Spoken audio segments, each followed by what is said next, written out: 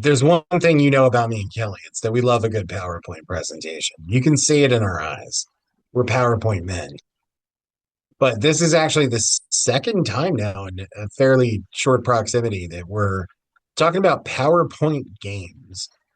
Honestly, before we spoke about the PowerPoint Doom game, this isn't really something I had thought about. It makes sense though, but it's not really something I had thought about. You, sir?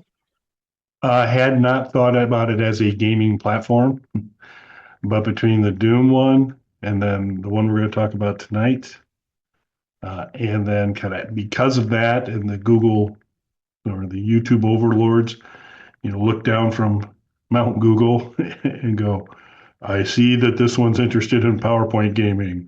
And so it starts all of a sudden in my feed, there's all sorts of other videos where I decided to make a PowerPoint game. I decided to use PowerPoint as a gaming platform. And so there's a lot more action on PowerPoint for gaming than I thought. So new world to me.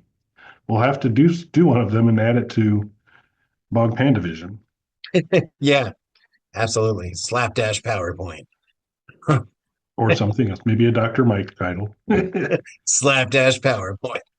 or maybe a Dr. Mike title. It's probably a good time to bring up that the team is reunited, the Avengers, if you will, of programming, and there is new Slapdash games on the way.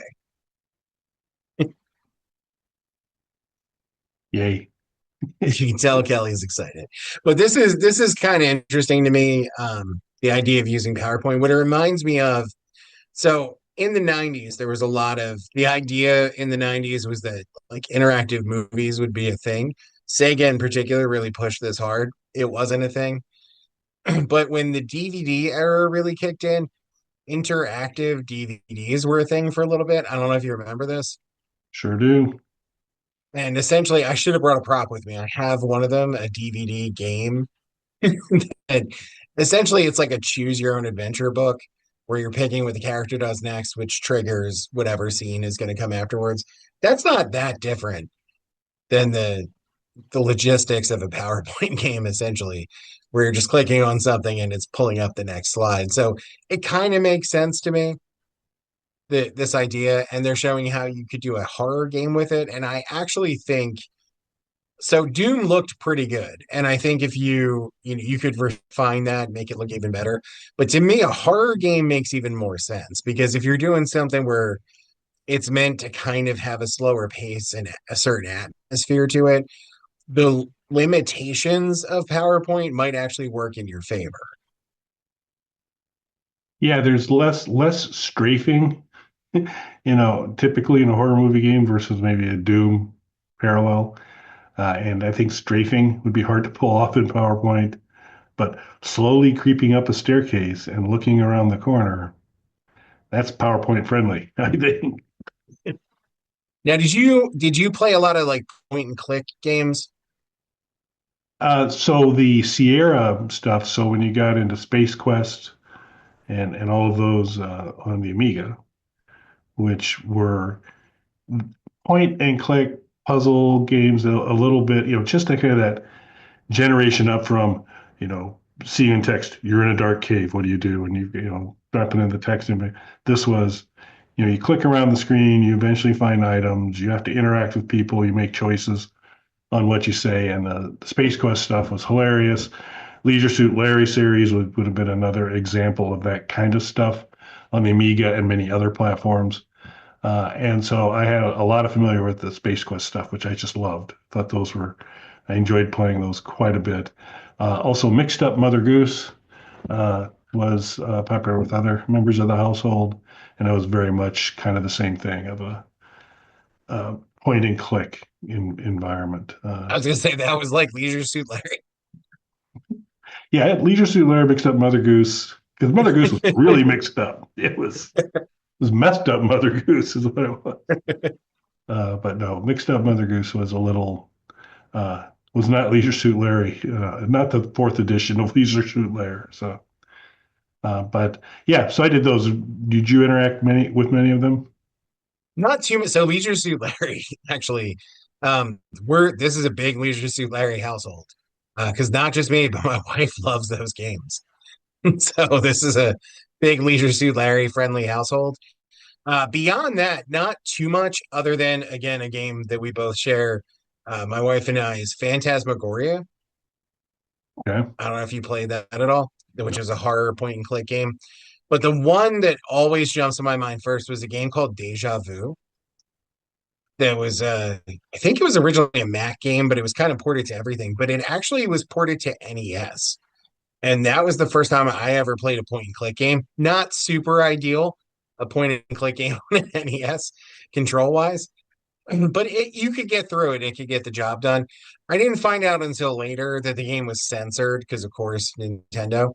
But it was still, even censored, it was pretty edgy for NES. There's a couple of NES games, minus, we had already talked about like profanity in games because of weird translations and stuff like that. But there was a couple of sort of edgier games on NES that I think even today people would be really surprised about. Taboo, which we briefly mentioned on one of our Halloween specials, that I would love to do an actual Panda review of at some point. That was an early game from Rare, who were obviously, really popular developer. That was really controversial when it came out. I remember that being like a game kids weren't allowed to play and stuff. It's a fortune teller simulator game, but I guess it was going to lead you into, devil worship and stuff like that if you played it. It would have just, I actually have a physical copy of it. And I think it's super fun. I probably would have been mad though if I used all my like birthday and Christmas gift cards that I got as a kid to get it. And that's all it does is it tells your fortune. I would have probably been upset about that. But playing it now, I think it's fun. It's fun to throw on. But Deja Vu was something that seemed like darker than what you would typically get on an NES. And I actually just recently found out that it's been reissued on Steam. So with the original Mac version of it. So I'm probably going to pick that up because it was pretty reasonably priced. Yeah, and I think as you were kind of going through that, not that I wasn't paying zero, I was zeroed in on everything you said, but I know, I can tell. It's in the also in the eyes. back of my mind, it was like, oh, and it came from the desert. It's probably another what I would argue is a point and click game. Cinemaware, love Cinemaware. Amiga again, it came from the Well, desert. it's funny you bring up Amiga because there was one that I'd always wanted to play when I was a kid and couldn't. I just never got around to it, and nobody I knew had a copy of it. Is Dark Seed, Uh, and I have that totally legitimately. I have recently started messing around with that. So that's been pretty interesting as well. And that actually looks very much like the kind of stuff that you could potentially do with a PowerPoint based game. Like I want to see like this horror game that we're talking about, and I'm sure there's a link somewhere. This horror game that we're talking about, it's really interesting. But just like with the Doom game, if somebody really took the time who has a lot of Photoshop skill and things like that, I think you could make a really good atmospheric horror game in PowerPoint. I'm not going to because I'm lazy. Plus, we have a million more slapdash games to make. I'm making Kelly the basically like the Timu Sonic or Mario. which makes you the Timu Knuckles. So, It's true. It's true. so Or Luigi. I'm the Luigi to your Mario. We've said this before. you're a bit more of a Wario than a Luigi, I'm your I think. Luigi. I think, or Bowser. But anyway, um, the I lost my train of thought on that. Oh, so we will include a link to it. The YouTuber is Samyam, and which I originally, in looking at it, and you all know by watching any past shows, when I don't exactly know how to pronounce a word and I try, I'm usually not even close. As I was looking at it, I go, so is this Sam YM? You know, kind of like a Sam I am thing. I was thinking it might be, but then actually in this video, she has a friend test out, see if he gets scared playing her horror movie game. And he very early on said, so Sam Yam sent me this. And I'm like, thank you. I know how to say it. So we'll include a link to her channel in this video in particular. Hopefully there's been some little bit of footage showing somewhere during this conversation so you get an idea of it. But it does work well, in terms of as a platform, as she proved out really well, I thought, in terms of music, being able to add music, atmospheric music, being able, if you want to introduce a jump scare, very effective in doing that. And then just traversing it and then putting together some good graphics, and then you're able to include animation, animated GIFs, that kind of stuff to have certain parts of the screen look a little more alive. And in her particular one, now those would be organs. And we're doing, and then she used some kind of AI motion software stuff to kind of help make that liver look more liverly and all that. So it's all really cool. She did a great job. It looks really fun. It does look like a platform for gaming, and therefore, at some point, Bug Panda Vision will have a PowerPoint game out there. Kings of the micro homebrew market. That's right.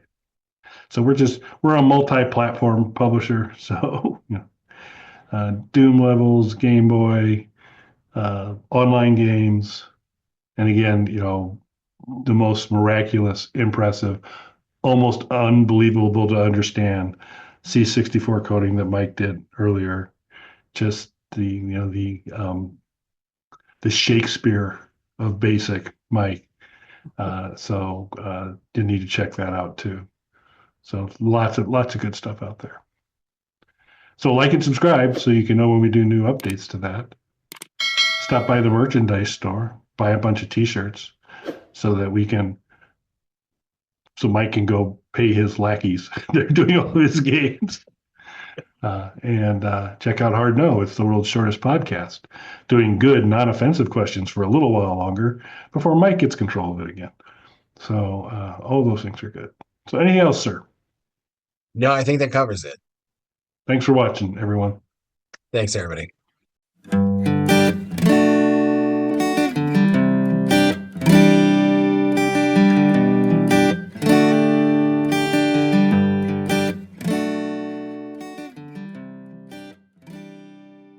Bog Panda.